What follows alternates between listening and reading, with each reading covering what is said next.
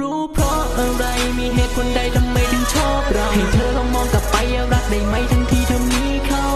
ไม่ต้องมาแกล้งทำดีทุกสิ่งและอยากจะบอกไม่ต้องกังวลเพราะมันคือเรื่องจริงตอนจะมีทำไมไม่คิดไม่ลองศึกษาให้ดูสักนิดพออยากจะเอามาทำกระซิบพอกูไม่เอามึงพูดไม่คิดอินเดสแบดสอรี่ฉันทำไม่ได้ตามที่เธอขอไม่ต้องร้องไห้แกล้งบีบน้ำตาไม่ต้องมาตามง้อ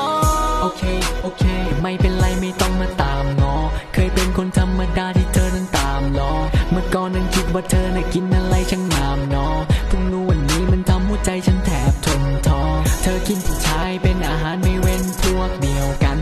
เห็นแล้วทนไม่ได้กับการกระทำเหล่านั้นอย่าให้ใครได้มาดูถูกถึงชาติพันธุ์เคยมีคนเก็บไปพูดและนินทากันเอาลืมไปมันเป็นเรื่องเธอมันไม่ใช่เรื่องฉันก่อนที่จะคบกับใครแนะนำให้เธอไปเลิกมันพอถึงวันนั้นที่ไม่มีใครแล้วก็มาคุยกันมาทำนิสัยแย่ๆแบบนี้ดูเหมือนจะหลอกฟันไม่ได้แต่งเพลงด่าแต่ที่พูดมามันคือเรื่องจริงที่หลอกกันมันไม่ธรรมดาที่ผู้ชายอย่างฉันแล้วไม่ได้ที่เธอเป็นแบบนั้นไม่ได้มีตัวเลือกให้มากมายอย่างใครเขากันมีสองอย่างไม่เลือกกูก็เลือกมันไม่รู้เพราะอะไรมีเหตุผลใดทำไมถึงชอบเราให้เธอลองมองกลับไปรักได้ไหมทั้งที่เธอมีเขา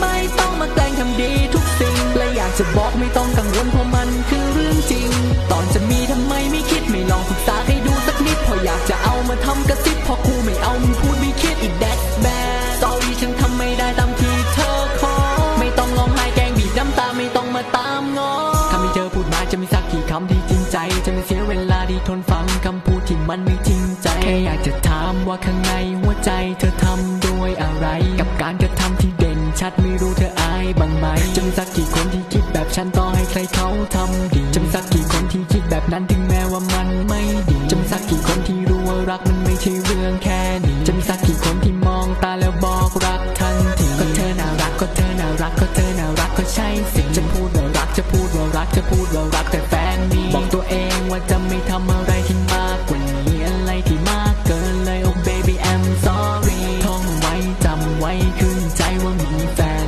ถึงแม้จะเหงายังไงไม่ใช่ตัวแทนดูดีอย่างเธอต้องคู่กับคนรวยอย่างฉันรับรองได้เลยว่ามีแต่เพราะอะไรมีเหตุผลใดทำไมถึงชอบเราให้เธอลองมองกลับไปรักได้ไหมทั้งที่เธอมีเขา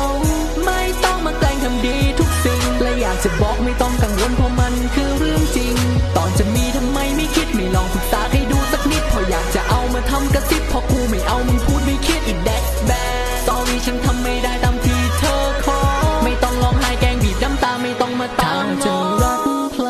ต้องมีใจต้องดีไปต้องจริงใจและไม่มีใครดูวันนั้นดิแม่งโคตรน่ารักอะแต่แม่งเสียดายว่าไม่มีแฟนว่ะไม่รู้เพราะอะไรมีเหตุผลใดทำไมถึงชอบเราให้เธอลองมองกลับไปรักได้ไหมทั้งที่เธอมีเขาไม่ต้องมาแกล้งทำดีทุกสิ่งและอยากจะบอกไม่ต้องกังวลเพราะมันคือเรื่องจริงตอนจะมีทำไมไม่คิดไม่ลองศึกษาให้ดูสักนิดพออยากจะเอามาทำกระซิบพอกูไม่เอามึงพูดไม่คิดอีกแดดแบดสอรี่ฉันทำไม่ได้